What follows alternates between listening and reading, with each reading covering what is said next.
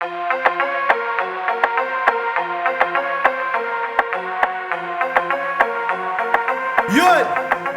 Siyempre, panguling battle sa backdoor. Pero tuloy-tuloy pa rin tayo, magpapahinga lang tayo. Sa day 1 pa rin to. Siyempre, maraming salamat sa backdoor. Palakpakan nyo naman sila. Yun, maraming salamat sa sponsor. At siyempre, sa kanan ko, pakilala ka pa rin. Yun, Semper nga pala, shoutout sa Undrafted, Rap Artificial, kay Eloisa, kay Ate Joy, kay Rapa, kay Kyle, Sia, Maya, Alexis, Kian, Jens, putang ano, kay Jens, kay Yap, kay Yuga, kay Paolo, kay Wesley, kay Kuya Jet, kay Eko, kay Pat, kay Daddy Chi, kay Chris Anthony, kay Jan Skinan, at saka kay El Vigilante sa pagsusulat na round 1 ko. At siyempre, sa kaliwa ko, pakilala ka naman pare. Yo, Jason Pampanga. Shoutout pala sa joke na 21 Boys, kay Boss Ramirez, kay Mark Perez sa Santo Domingo, sa lahat ng pumunta dito. Yun! Nanalo ng koito si J-Serve, pero pinili niya mauna si Semper. O yan, tama na? Okay! Banat! Pare! Bago magsimula si Semper, welcome muna natin siya dito sa Bataan Rap Kenker. Bobo. Pero nandito na naman si Semper! Kaya asahan nyo na yung mga malalakas na haymaker. Andito ako para magbantay ng kalaban na parang caretaker. Kaya nung sinabi mong ito, makakalaban, hinanda ko na ang aking mga lapis at papers. Kasi isang malaking karangalang makalaban. Si G.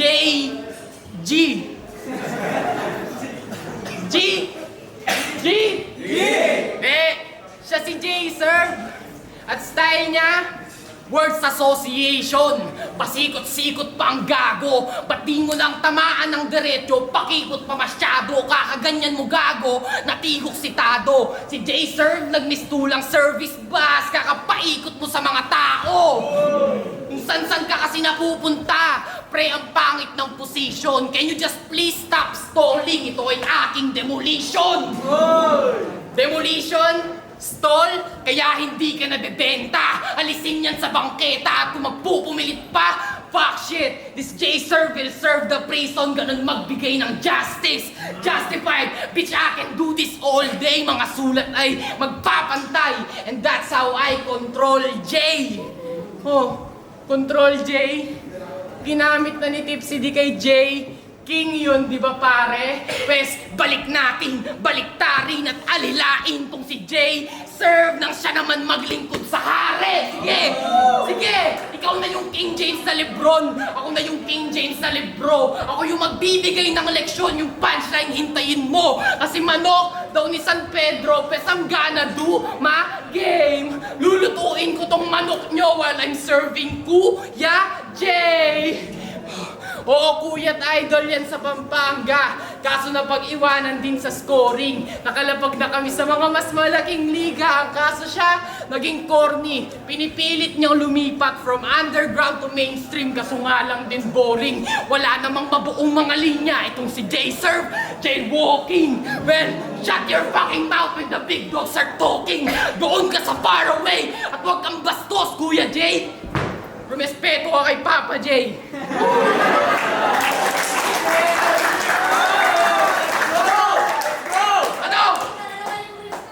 Ano?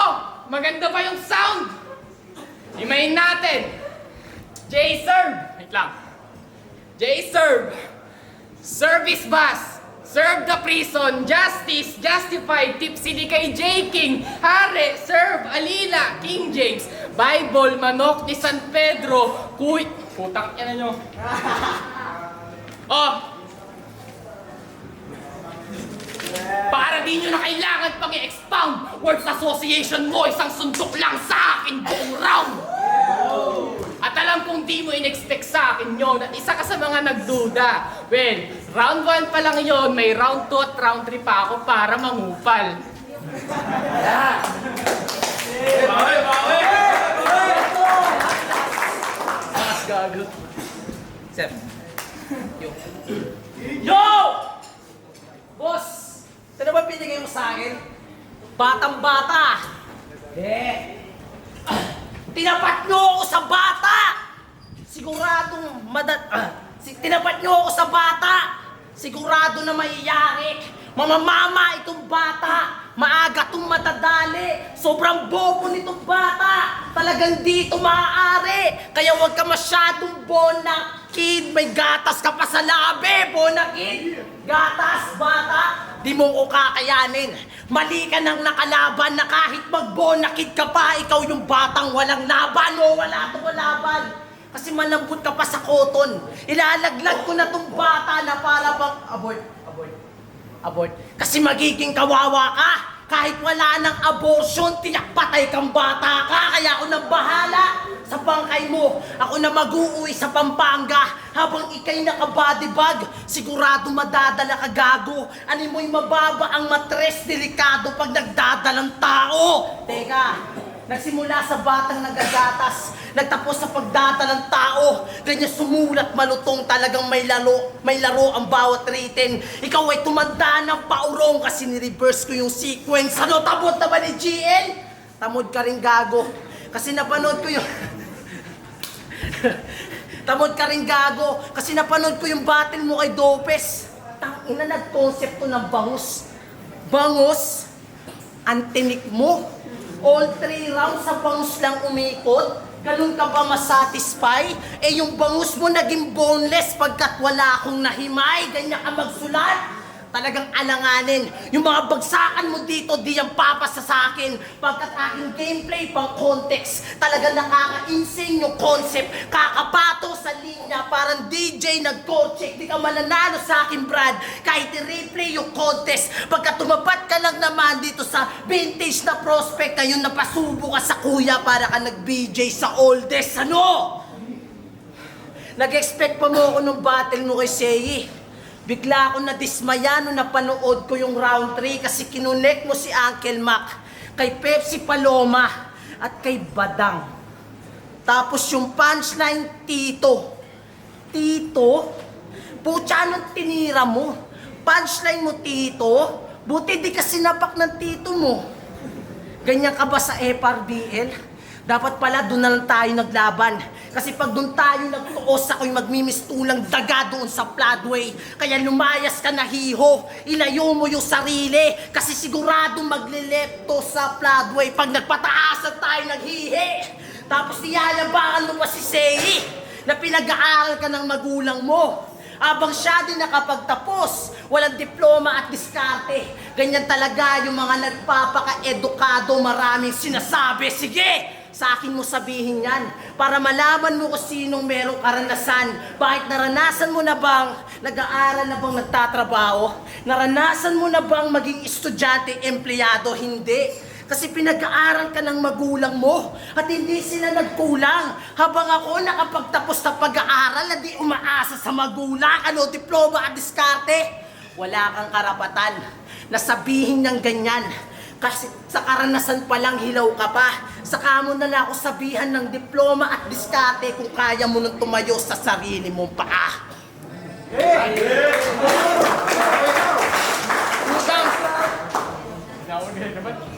Game, round 2. It's about to go dark in here. Sino dito nakapanood ng tryouts niya sa Motus? O di ba? Walang kabuhay-buhay, puro luma yung binebenta na parang ukay-ukay. Lahat ng nakapanood, napaumay gulay. Ang dilim-dilim ng video, walang kakulay-kulay. Di mo man lang sinindi yung ilaw! Palimaw! Sa sulat!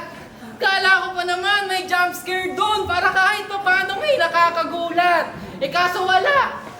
Habang ako, may electric fan, kaya mahangin at nakapagbibigay ng chills. Etong putang inang to, hindi nagbabayad ng bills! Nakakayanan mo sa ganyang sitwasyon? Pambira! Paano yun? Nagsusunog ka ng kilay gamit kandila? Buti di ka sinali sa blackout! Overqualified? Ang hirap magpayaman? Yan ang napapala mo, kakabugbog mo sa ilaw ng tahanan. Nararanasan niya sa'yo, battery. Ang bobo, right? Kaya yung motto mo sa buhay ay motto light. Walang ilaw! Hindi. Yun naman yun yung motto niya sa buhay. Alam niyo motto niya? Motos. Oo, pangarap niya na yon dati pa. Kaya bawat post nila sa Facebook, nagko-comment ka, di ba? Umiiyak sa bawat post. Meron siyang moment session. Siya yung pinaka-sad boy. Sa comment section, sample. Natagal-tagal ko nang hinihinga. Bakit di ako makasali? Gusto ko rin makalaban niya, Kuya Ensign, makasakali. Ang daming magagaling sa Pampanga. Masalikan niyo, ito pwede. At sana mabigyan na ako ng spotlight. Kasi wala kaming kuryente.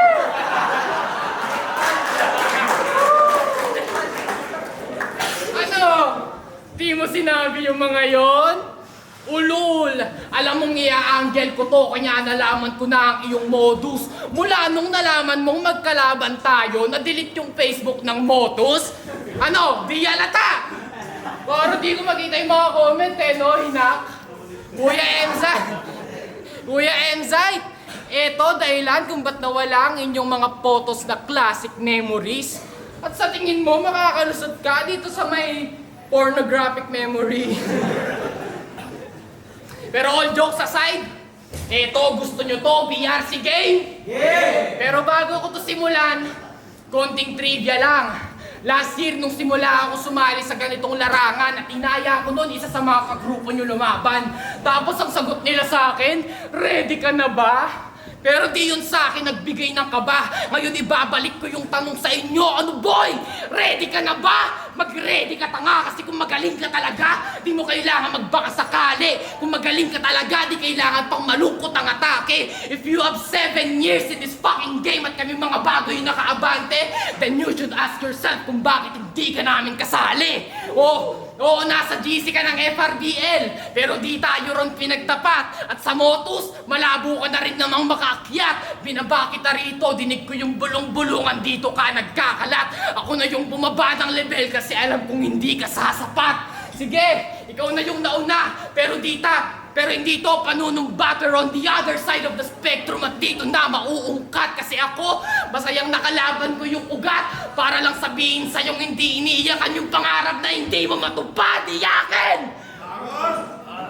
Gumising ka sa kahibangan mo, sumilip ka sa realidad bro, kasi kung titignan tsak mabibigyan kung yan lang yung kapasidad mo. Masyado kang nilamon ng kadiliman. Dapat na-alarma ka na bugok, kaya ka tinutulugan ng mga yan kasi ikaw din mismo yung tulog. Mga salitang galing kay Semper, you should answer the call. Alam kong malambot yung comporter, pero di mo kailangan maging comfortable.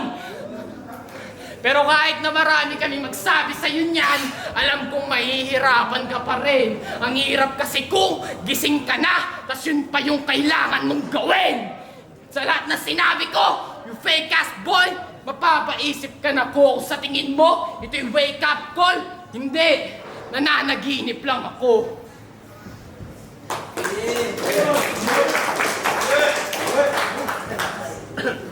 Sir. Yo! Huli kong kalaban, si Doma. Kaso naging promo. Tapos yung kalaban ko ngayon, yung pinaka-bobo, nagpapaka-immortal. Huwag mo nga ako niloloko. Kung masamang damo ka, pues katapat mo ngayon isang matalim na bolo. Bubunutin yung ugat ng gasadina at tumubok. Tatapyasin ko yung lieg, pupugutan ng ulo. Ibababa ko lang naman itong ulo ng bano. Hahalik ka sa lupa habang ikay nakatayo. O mamamatay kang nakatayo na para bang si Whitebird. Tatamaan sa bawat ikot, naging tanggero si Sangip. Magiging sikat na tumpusi, parang Tom at Garfield. May sikat na tumpusi, parang Tom at Garfield. Tangina, nakasemper pa. Kala mo astig. Anong joke? Tinatry ko lang kung paano mag-adlib. Ano fake joke?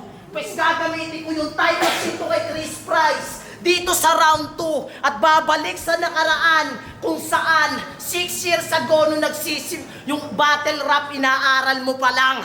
Oo, kakausapin ko itong mangmang na itigil mo na yan at maawa ka sa culture.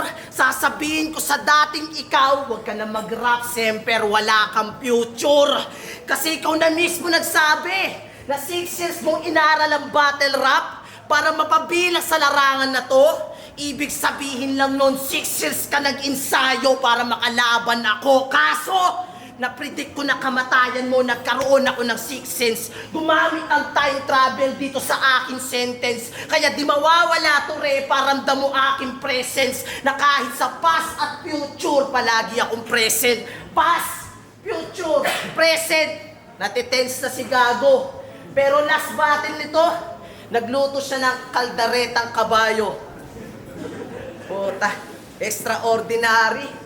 Yung civil engineering nag-switch ng culinary. Grabe yung wordplay. Nilaro niya yung kabayo. Horseplay. Anyway. Hindi. Tapos kayo, todo sigaw. Ginagawa kayong tanga. Nagmistulang carousel, pinapaikot gamit kabayo, tapos sinasakyan nyo pa. Habang ako, yung pagiging brave ko sa battle rap talagang pambihira. Kahit di ako magluto ng kabayo, meron akong tapang ipapakita. Sige, magluto ka na, magluto! Tingnan natin kung makakabangon ka. Parang pinagluto mo ko ngayong gabi pagkat sa akin ay magpapalamon ka. Kasi walang nagtutulog mantika o nagtitay ng kawali pag ako yung nakasalang. Parang bawang at sibuyas kayang mag-isa mga kalaban. Nagbistula tong arena, mapupulbos na di niya namamalayan. Oo, round 1 buka. Round 2 durog na. Round 3 for sure, pino ka na lamang. Kaya mag-out ka na, Repa. Aminin mo na sa kanila na bading ka. Kumunit yung buo, turog, pino kasi nga paminta. Oh, aking recipe, napaka-deadly. Talagang di mapapalitan. Mamamatay ito sa pampalasa para kang bulate na inasinan. Kasi sinusuka ka na dito. Palagi ka tinutoyo. Di mo ako matatalo kahit dayahin mo yung laban, pare, no open. Ibang klase itong maganda. Talagang may confidence. Di maluluto tong laban kahit pa may condiments. Kaya pagkatapos ng battle na to, mapapanood na maraming tao at mapapaya ka, brother. Kahit magbigay man ako ng sangkap, di mo matatakpan yung battle.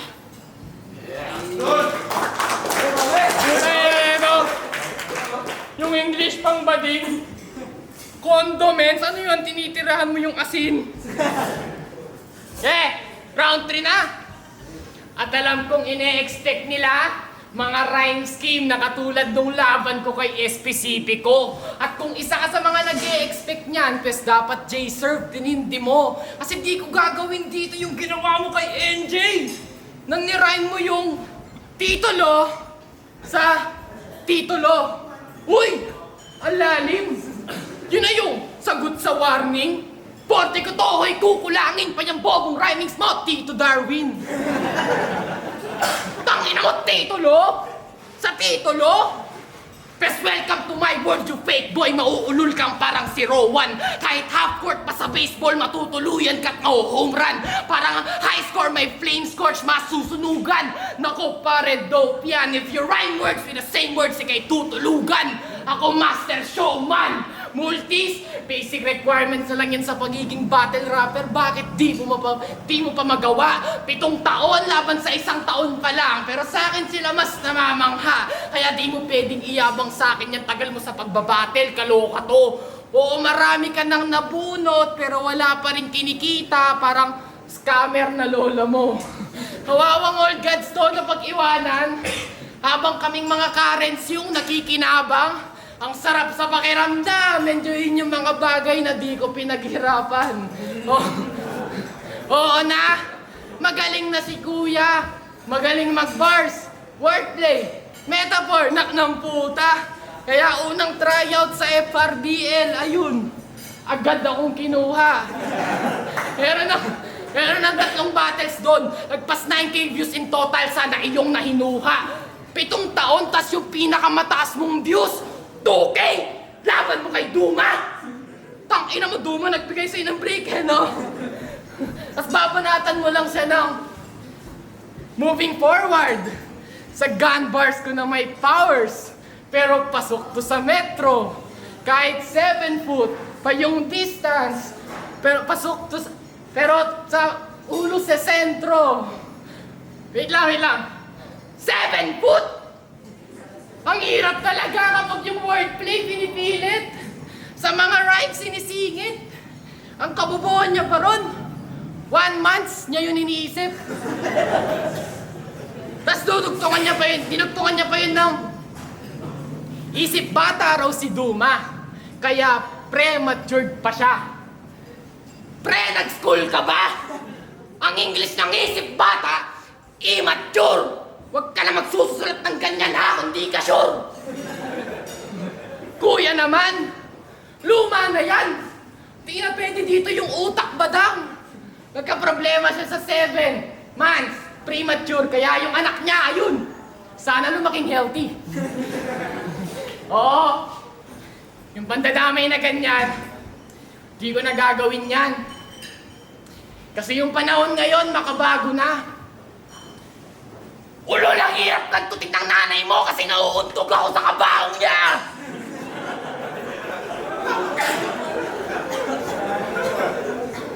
Ganyan ka, di ba? Mag-iimbento ng kwento para deadly, kunwari sus. Sa kagustuhan maging sick, nagpaka-peki at cancerous. Para resulta ng judging, very unanimous. Bro, you just become scary when you coffin like bury the platypus.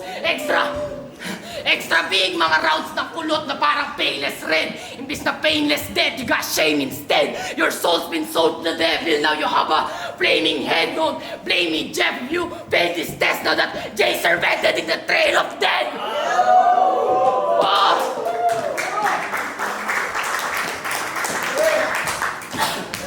Jay serves dead! Kasi agad sumuko, basag pungungo, walak yung uso, wasak yung puso, at sa pagpugot, makikita ng lahat na wala kayong kuryente. Hinay lang! At last, kita nyo naman yung kalaban na bully yung karir. Pinatunayan ko lang na hindi sa heart malalaman kung sinong Rookie of the Year. Sino panalo sa Facebook? Si Velio! Ano Velio? Next ka! Sa December!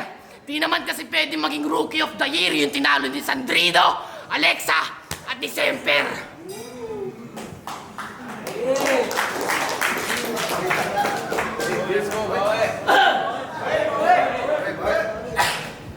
Gusto... Oh, yung pagdadamay niya sa nanay ko. Gusto ko lang pag-usapan. Sabihin na natin, bakit lang walang personalan? Pero nandadamay ka tangina mo? Kung... nandadamay ka tangina mo? Na wala sa battle lang, walang kinalaman? Nag-gets mo sana yung puntong battle lang tangina mo, walang personalan. Tapos, premature daw. Immature. Isip bata, premature. Bakit ka ganyan? Sinorkat mo eh. May kulang sa buwan. May kulang yun, tanga.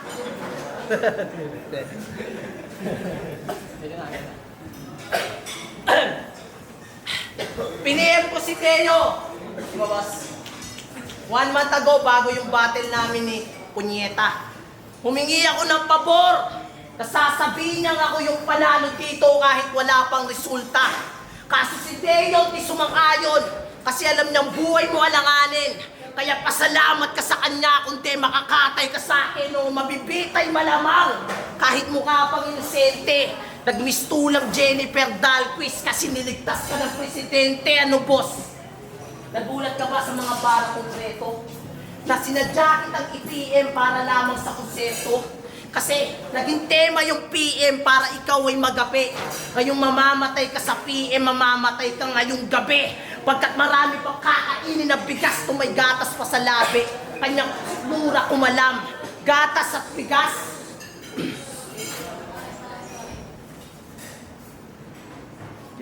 Kasi marami pang kakainin na gatas ay marami pang kakainin ng bigas kung may gatas pa sa labi. Kanya sikmura kumalam. Gatas at bigas, ngayong kakain ka ng Kaya di na ako magsasayang ng oras Dapat na tumatodas pagkat yung ay AM, di na to aabot pa ng bukas. Pero nung last battle nito, kung tryout mo sa Motus, nagluto ka na, tryout mo sa Motus, gumamit siya ng Naruto reference. Grabe yung mission mo. Samantalang ako, Rinnegan na Sharingan, ibang klase yung vision ko. Kaya magka-bushing technique ka na lang para marami ka semper na itutumba. Sa kaliwa ka Shidori, sa kanan ko Rasengan, sa kaliwat kanan mapapasuko ka. Sa pagbuga ko na Kopoy, Fire Jutsu, malamang ikay matutusta. At kahit magsamon ka pa ng Grim, hindi kayo uubra. Kasi semper lang, puta nakakawalang gana.